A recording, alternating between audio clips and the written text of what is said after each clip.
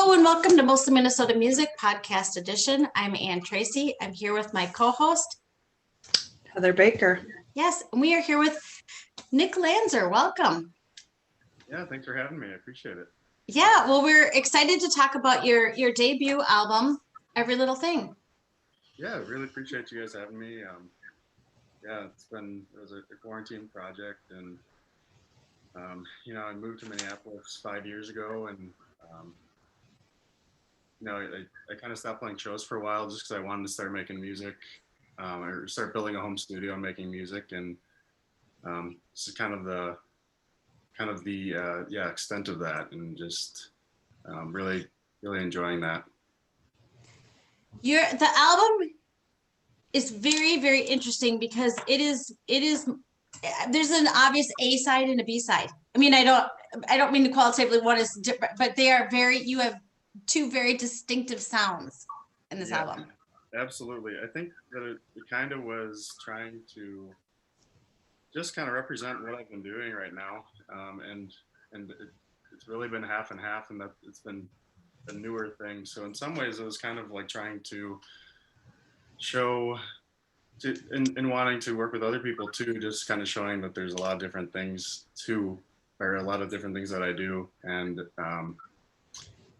I had just been working on building this modular synth, and I just finished it. And I think if I didn't release any music out of it, I think my fiance probably would have just lost it because I was giving so much time to it.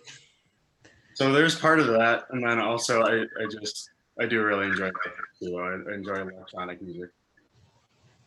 I'm a big fan of ambient music. I got to that and I was like, ooh, I should, for folks who haven't heard it yet, and they should check it out.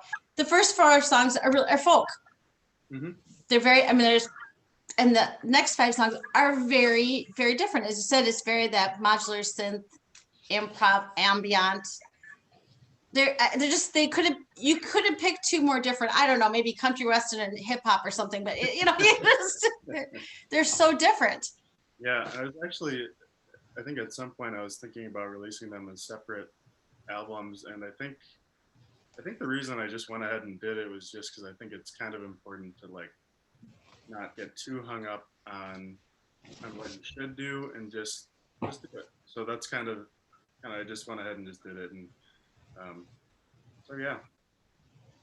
I was going to say, Ann and I are both fans of 331 when they have different genres of bands in a night or the best bands of the year. So you kind of did it with this album perfectly for us.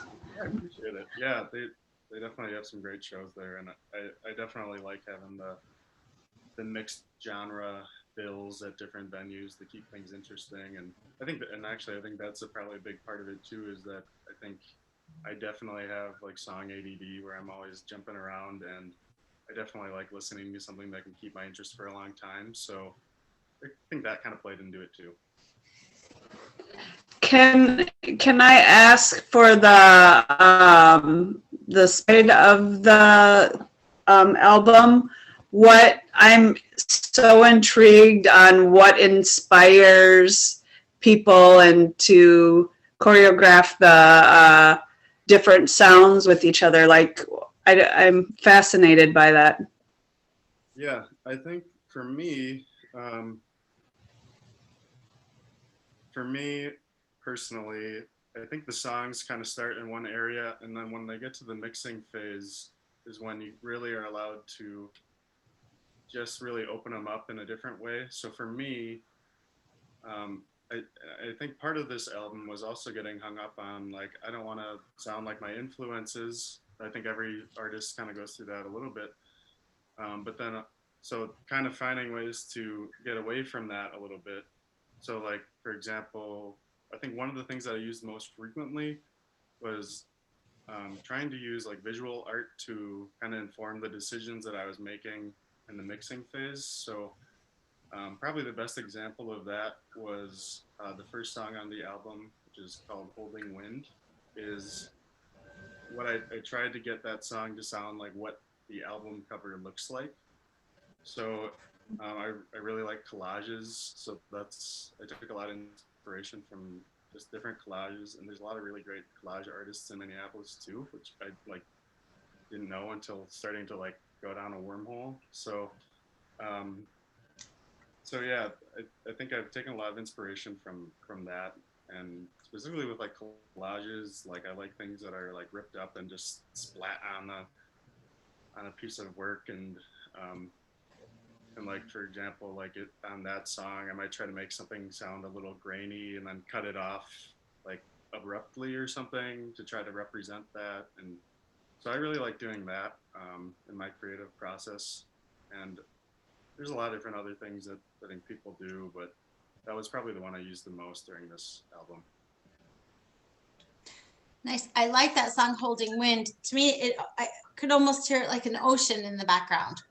Yeah, yeah, that's good to hear. You're Yeah. doing the part.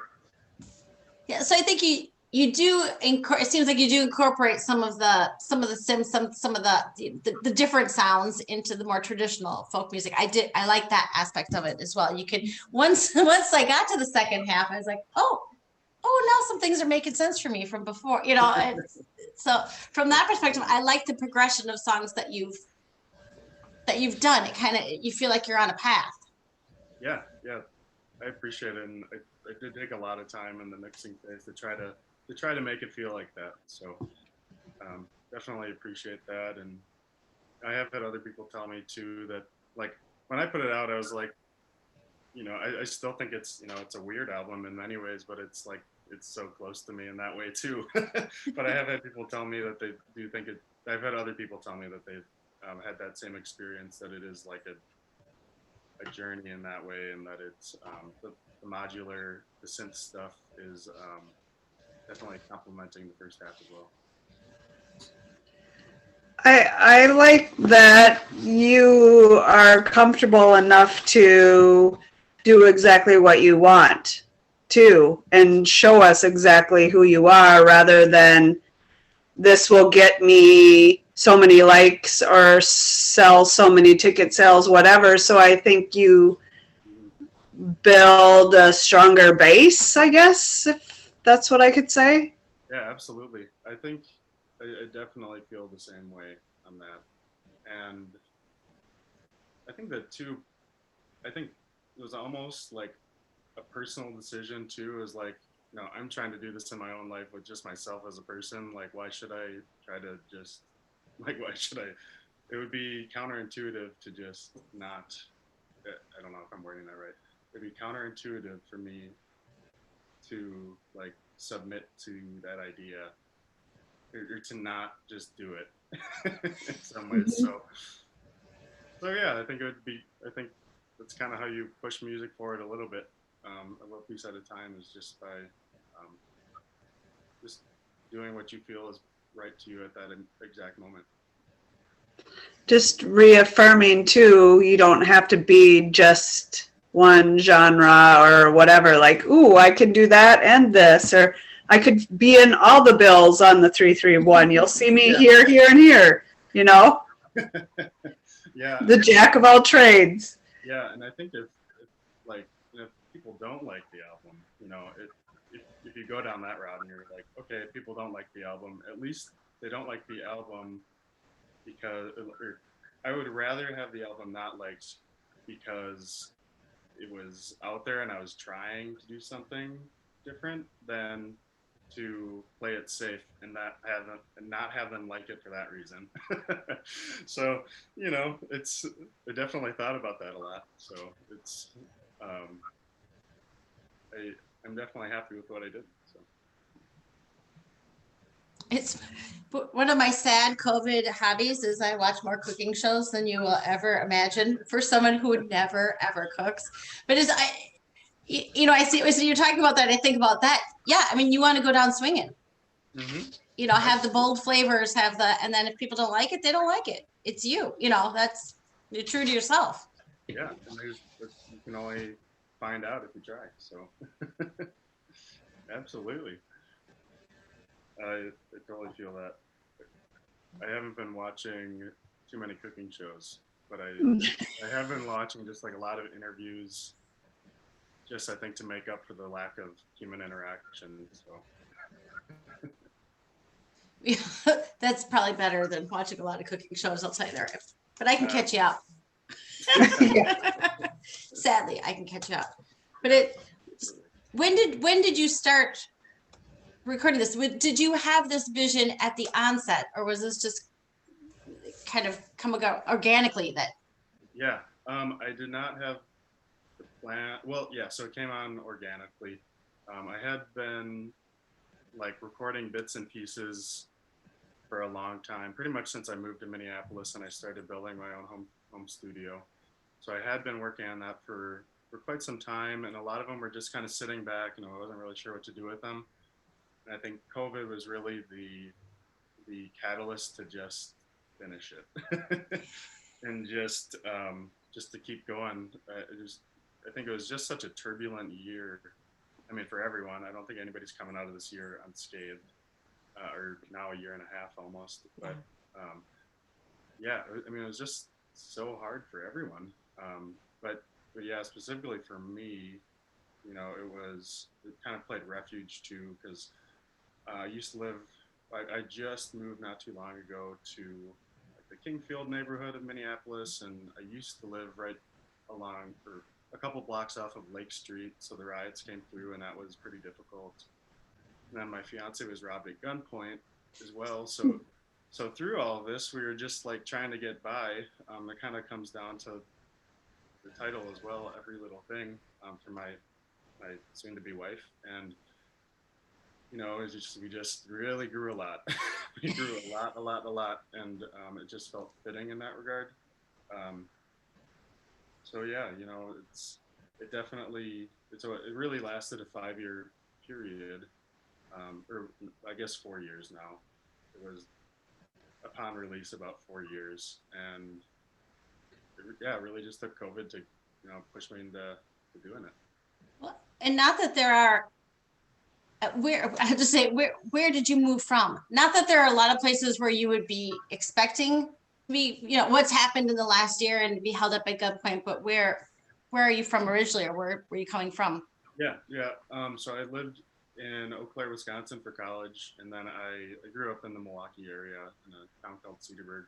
So grew up in the suburbs, and then yeah, I went to school in Eau Claire, Wisconsin, and that was a really formative time for me, and a lot of just so many great artists coming out of Eau Claire as well. And then yeah, just moved here, and I've enjoyed it since I've been here. But yeah. Nice. We've talked to a few musicians from Eau Claire. We have visited some musicians from Eau Claire. There's a lot bubbling up there. It's a really unique place in terms of music, I think. And I think it has a history too, where there's like a bar called The Joint that was a jazz club, and they featured a bunch of Grammy-winning artists throughout, like, I don't even know what era it was, but like the Blind Boys of Alabama played there, and Okay. like Muddy Waters played there. All these different jazz artists played there. So there's this kind of like weird little history there. They'd travel there from Chicago to Minneapolis, and then they'd stop in Eau Claire for the night and then keep going. And but nowadays, yeah, I mean with Justin Vernon and stuff, there's like a ton of stuff for. I think he's inspired like a ton of people. I mean everywhere probably, but especially in Eau Claire. And then there's just like a really cool scene there right now. So it's cool that to have that little like regional city to the Twin Cities, and yeah, there's a lot of stuff going on there right now. I was gonna say you sort of reminded me of Justin Vernon too, just the gentleness, the folkiness, and just the texturing that you do. I that came to my mind while I was listening, and I loved your lyrics, and that was then when you say, "Am I okay?" Insane. I was like, what? I just kept listening to it over and over and over. Just even that line, you could have kept looping it, and I would have been satisfied. Oh, thanks so much. Yeah. And yeah, that's a huge honor too. He's definitely someone that's inspired me a ton. and and also to bring up my fiance for a third time on our first date, she said that I could have been that I reminded her of like Justin Vernon's brother, and I was like, that's honestly the greatest compliment you could have ever given me, I think. So, but Nice. yeah, that's but as far as the lyrics go, yeah, that song is definitely a very introspective one, and I would say kind of at a crossroads too of just like being a 24 year old and being like, all right, I'm on my own, like I've got this baggage, I'm working through stuff, like, and just at a focal point where you're like looking at your past, your future, and just being like, you know, am I asking, am I okay? Am I insane? And yeah, I appreciate that you heard those lyrics. So.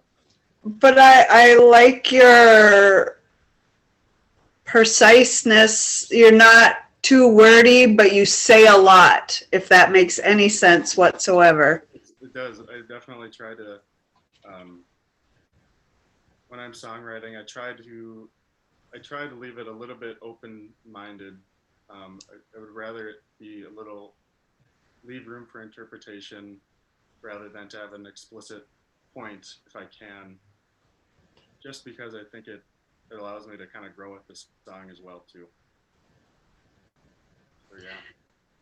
I was going to say last night, Anne, when we spoke to somebody and he was saying the same thing, like he doesn't like to always tell the stories because then people will hear it or think of that. And I feel like it's like painting too. Like, okay, you might know, oh, whatever, but you still see what you bring too. So I don't know, another layer to the song too, I guess, that we bring. Yeah. And there's definitely those songs that I listen to as well that have like the exact narrative, and it tells a complete story, and those are great too. But I think for myself, yeah, I can't I mean, I definitely would still write those if it came up and it was good. But yeah, I just gravitate that way for myself, and yeah, I think for the listener too, that's you make it. I mean, for me, I can only speak for myself, but I mean, I write it for myself, but I absolutely hope that other people will listen to it and find their own personal meaning in it as well. And then how do you transition from songs that are lyric forward then to the second half? Does that is it freeing to move away from the lyrics and more towards the improv, to the sonic? Yeah, I'm not entirely sure. I think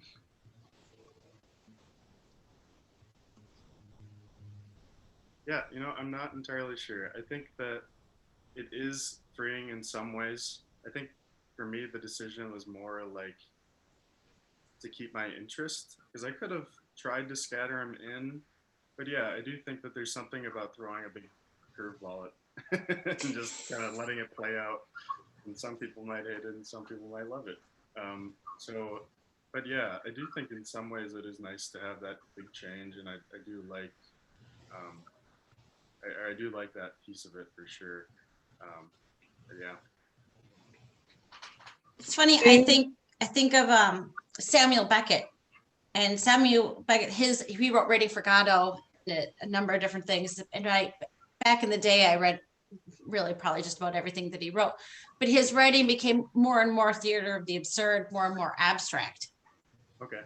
One of his lines, and then he started writing in French. He's an Irish writer. Then he started writing in French, and his line was always, he had written everything he was going to write in English. He wanted to write in French. Wanted that challenge. Uh huh. Yeah, that's a good challenge. Well, and it seems like with some of this, it feels like the same. It goes from very, something that most people are comfortable with. As I said, I'm really my big harsh ambient fan. So even yeah, but kind of takes people from that known to the newer experience. yeah, absolutely. I think and I guess as I think to like the future, you know, at this point, I don't like, I don't know if I would, I guess at this, where I'm at exactly at this moment, if I was to release an album today, it wouldn't have a half of it that was ambient music and just having, like synthesizer music. And I think that's kind of, I think that's like a good thing to just follow and just acknowledge with yourself, like kind of what you were saying, just acknowledging as an artist, you know, kind of what you need in that moment to create too. So If you were to do an album now, what would you gravitate towards, or what's pulling you now? yeah, I think the thing I feel most interested in right at this moment is trying to get away from the guitar a little bit, just because I it's been the instrument that I've like have known the best, and I'm definitely trying to build songs um, from places that aren't driven strictly by like an acoustic guitar.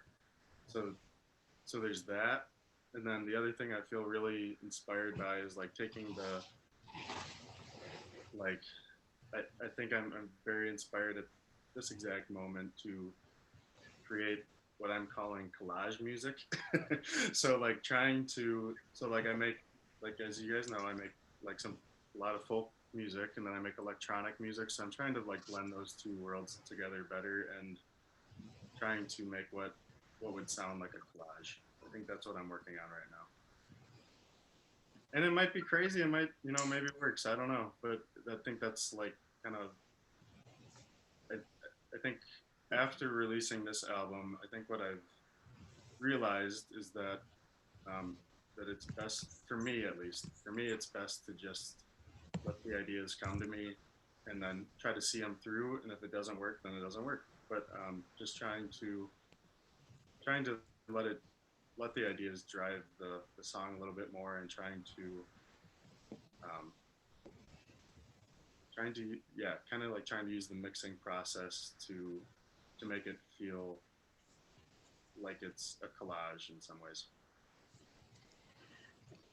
You know, I it's was going to funny. say, oh, go ahead, Ann. I was gonna say just this weekend, I went to this kind of performance piece called the Soundgarden, Okay. and it was in Minneapolis, is kind of just south of the Franklin Bridge, I think, on River Road. I'm in St. Paul, so don't trust me when I give Minneapolis, but it was certainly on the river. That much I know. It was Soundgarden by an organization artist called Wavelets Creative, and what they had is they had uh, just they had let's say 3 football fields of space. It's just kind of on the boulevard, and they had set up different places where you could hear different ambient music, Oh, and wow. then they had artists, visual artists, and poets and performers, folks with guitars walking around.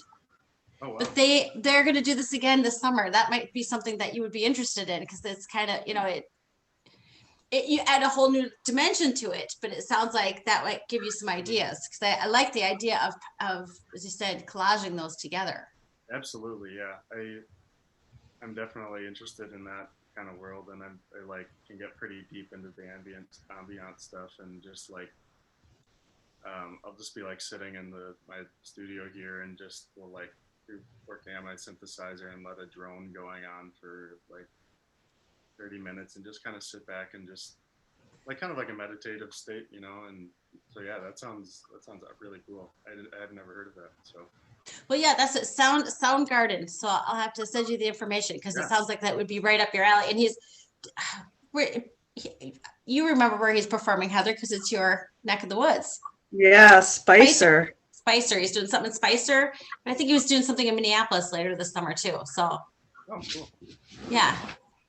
You're gonna have to So, do you make the like visual collages, or do you have certain art pieces or people that you get inspired by? Just because you keep saying collages, so I know you have something in your head. I don't know if you. Yeah, yeah. It's a little bit of both. like I started getting the New York Times for a little while just to like rip it up and put it back together. So I've kind of, and now I get the Star Tribune and I kind of do that a little bit. So it's not, it's not any good, but I do enjoy doing that. But I do also definitely take from other artists. And I used to have like, since we just moved, I don't have my mood board up. I like had like a mood board, and it just had like all these different collages. And unfortunately, I'm bad with names. I don't remember any of them. But but I did have like this big board of just like different collages that inspire me. But I don't remember any of the names. I was gonna say it's like another texture thing, and when I was looking at some of your Instagram, it seems like you're outdoorsy. And when I heard some of the songs, I was like, like Ann said, walking through a path. It just seems like, wood, grass, rocks, whatever, like just the different texture of things with the sounds. It at least gave me that visual. I don't know if that's. Yeah, I mean, that is what I definitely. I could go off on a bunch of different tangents right now, but I definitely try to do that too. And actually, there's some like samples of like me hiking in the north, like on the northern shore, that you can barely hear, but it's like buried under like I don't know, 10 different tracks that are going on and very slowly coming in. So, I like to think that maybe maybe the listener gets a little bit of a hint of it, but I do try to kind of work that into a little bit. So yeah, I definitely take a lot of inspiration from being outdoors as well. And I guess the other tangent I was going to go on was, so I got into modular synths, and I think just when you like pick it up and when you start like building it, it just gives you like the most unforgiving sounds possible. So I think I tried to like work samples of just like the sound of the wind and like the water in with it to try to like give a little more of a natural feel. And there is also like a point where I was sending sound out to a radio station with using like an FM transmitter, and then like recording it back into my rig through an old radio. And like, so I try to get the feel of like maybe nostalgic kind of feel too. So yeah, I appreciate you picking up on that, because I definitely I really like getting like way too far into it. To the point where it's like probably no one's gonna hear it, but maybe not. I guess, I was going to say I'm pairing you two together on like when people are cooking or whatever, and they're like, oh, you have ginger and you have this and this. Somebody could say that of your music, like I hear this and this and this, It's kind of fun, like your own little surprise, the Easter eggs in the backwards or whatever, you got the secret. that reminds me of this. Let's see, last weekend my fiance and I were out in Portland, and we drove up to a winery, and like my fiance Eva is like drinking the wine. She's like, oh, that tastes so good. And meanwhile I'm like dinging the glass. I'm like, it's a sine wave, Eva. He's like, are you kidding me? Like, give me a break. So yeah, I'm definitely down the wormhole now. I was going to say, you can't shut it off. Everything you hear in 3D, almost like. Yep, absolutely. It feels good to get out of the house then, huh? No kidding. Yeah, it feels great. So. Even though you have your home system there, but yeah, it's just like a whole different world of sounds. That's so cool. Like everything can be so inspiring. I just think that's Yeah, it really can be. Like I was just like driving to work today, and it's just I think just as humans we're kind of like taught to like that we have to be good at working, we have to be good at having form, we have to. And I think Brian Eno, who's a electronic and I mean the founder of ambient music, really Mm-hmm. he talks about that a lot, about how it's kind of worked out of humans as with time, through school, through everything you're told to like that the qualities of letting go aren't as um, admirable as the other as we're being told that those that being able to let go isn't as admirable as having structure. And it just really works out a lot of the creativity that there is in everyday life. You can like look at a tree and like see how it moves, and like that can inspire, like you could try to make a song off of that. You can, or like when it comes to like electronic music, you could try to make a patch that sounds like that, where it's evolving. And so I definitely think that you know everything can be an inspiration if you let it. Well, and I think in the last year has been a time for us to realize that quiet time and that time to, I don't want to say to be able to entertain yourself, but to let your mind wander Yes. is valuable time. That is what has kept us from going, cuckoo for Cocoa Puffs in the last year. If you can find something that, whether it's sonically or whether, whatever it is, I think I often walk in the woods down at Winnetonka, and I've thought, and I'm not a musician by any stretch of the imagination, although I've known quite a few, and certainly quite a few kind of in that ambient circle. I thought I would nearly take a recorder down here. It's just to hear. When you spend a lot of time in the woods, there are days where you can't see any activity. There are days where I'll see 30 deer. There are days where I'll see an eagle. And there are days where the woods is so loud.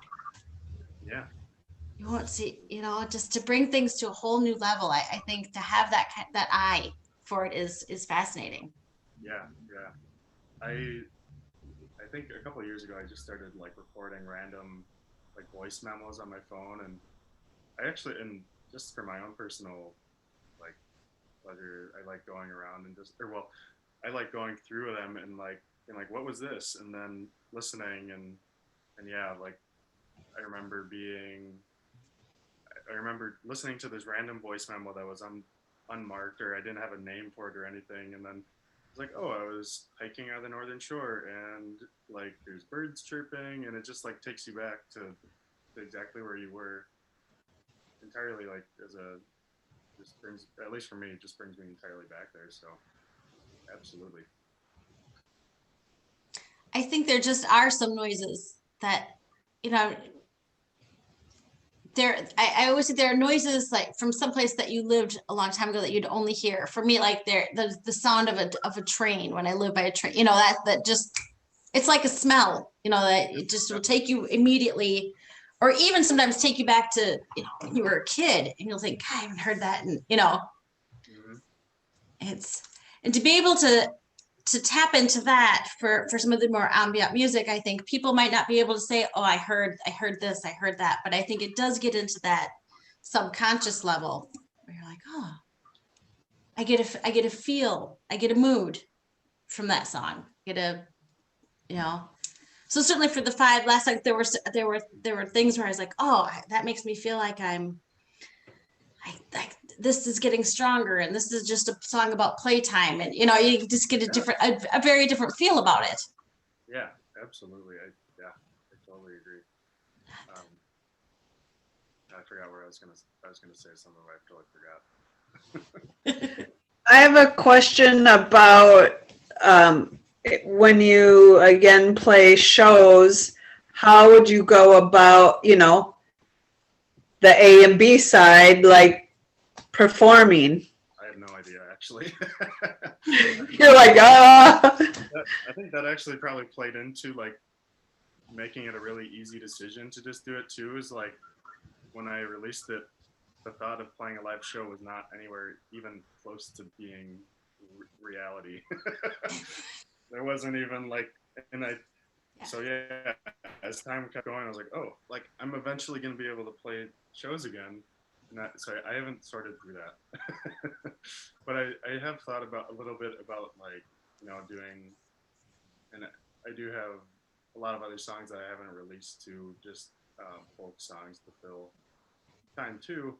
So I definitely could do like an intermission kind of deal or just a switch over. But yeah, I'm not really sure. At the moment, I haven't figured it out. Or you can bring something totally different to whatever. I was just like, I don't know the logistics of your ambience of how you go about doing that paired with your folk, just, logistically too. Yeah, luckily, a lot of um, the synth stuff is actually pretty compact and it's able to be moved around, and it would be a pretty big setup for like at least that right now a solo show. Um, but yeah, it definitely would be doable though. I was going to say it would be cool to listen to that in the outdoor space too. If you have an outdoor show, it would be, Mm-hmm. if you let Mother Nature kind of hold the space too and incorporate, if you got some good points to use, that would be like heighten the whole album too. Absolutely. Yeah, I totally agree, and I think that would be super cool to do, and we'll see. We'll see if we can make it happen. I've been thinking about since I mean, this project is newer and not as. I mean, I'm newer to Minnesota music and everything. Definitely, I have been contemplating doing some just acoustic shows, and I was planning on just doing like the folk songs and trying to do them in a like a remote location and try to just kind of get the like takeaway show kind of vibe. But yeah, maybe I'll find a way to get the ambient set out there and get some get nature sounds of nature in there. Couple that with some of the collages, make Yeah, the actual visual art of it. There you go. yeah, then full circle. Yeah. Yeah. And well, as I said, I always enjoy this. I think I saw someone play a tricked out speak and spell one time. It was awesome. It was a great show. It was, you want to know what you're going in for. But yeah, it was awesome. Yeah. Yeah. What an interesting foray to do something so different. Mm-hmm. Yeah, absolutely. Time well spent during COVID. Yeah, I would say so. Well, and having so much going on, as you said, kind of being living in, really in the heat of things off Lake Street, and everything that all of us experienced. I mean, it's obviously we feel it most acutely in the Twin Cities, but kind of all over the world with the pandemic, and then with all of the civil unrest and all that, and having personal experiences with that. It must have been this must have been a huge tool for you as well. Yeah, it absolutely was, and I think it's probably the nicest part about it is like when I'm working on music, it's just everything else is out of sight, out of mind, and I mean, unless you're trying to write a song about it, but for the most part, you're like really in tune with like what you're doing at that exact moment, and it's like at that point, like hours can fly by without realizing it, and like when I was mixing the album, it was like I would go in on like Saturday morning, and then I would like time. I wouldn't realize how far or how long I'd been in there, and then I'd come out, and it'd be like already like it'd be like 3 o'clock, and I'd be like, oh my gosh, like, there goes my day. And meanwhile, I was just like whittling like knobs and like just trying to get things to the nth degree, and so on that part of things, it was definitely great. Um, and yeah, I definitely recommend everybody having a that type of hobby. Well, and now you've got the setup. You said you've got your home studio all set up there. You've got the skills. Yeah, It will, whether whether you pick the folk or the ambient or something in between, your music will be informed by that going forward. yeah, absolutely. And yeah, I think that I started to get into recording music because I was stubborn and I didn't want to pay people to. I didn't want to pay to have studio time.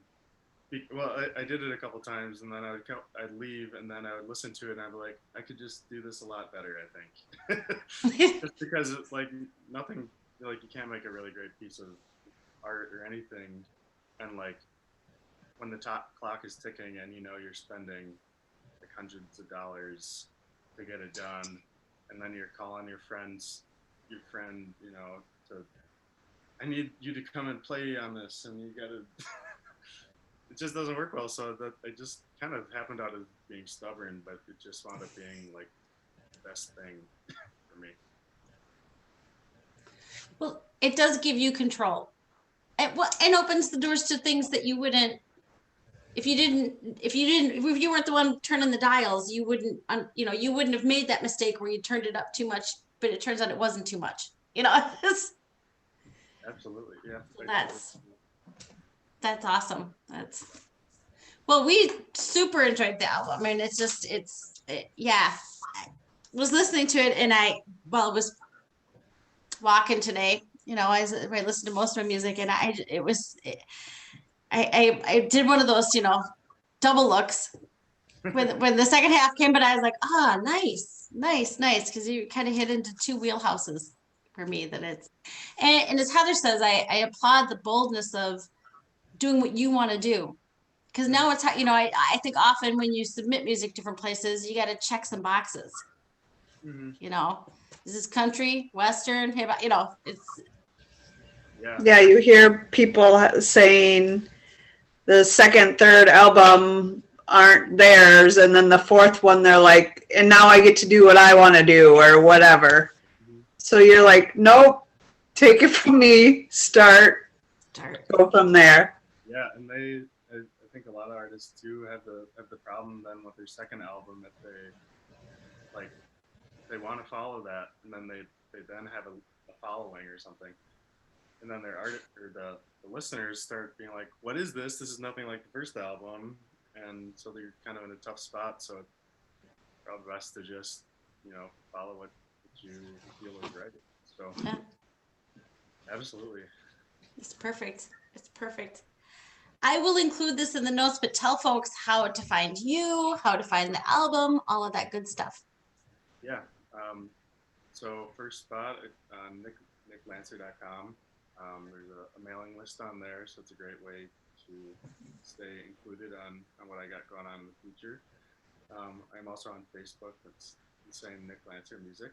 And then I'm most active on Instagram, but the music is on all streaming sites and YouTube as well. So yeah, it's anywhere you go for streaming, and also on Bandcamp as well. Nice. Awesome. Well, I enjoyed this. It's hard to not just say I enjoyed every little thing. It's a great name. I mean, it's just a great name for an album, but I just can't not say that. But I did enjoy every little thing. It was really, and yeah, it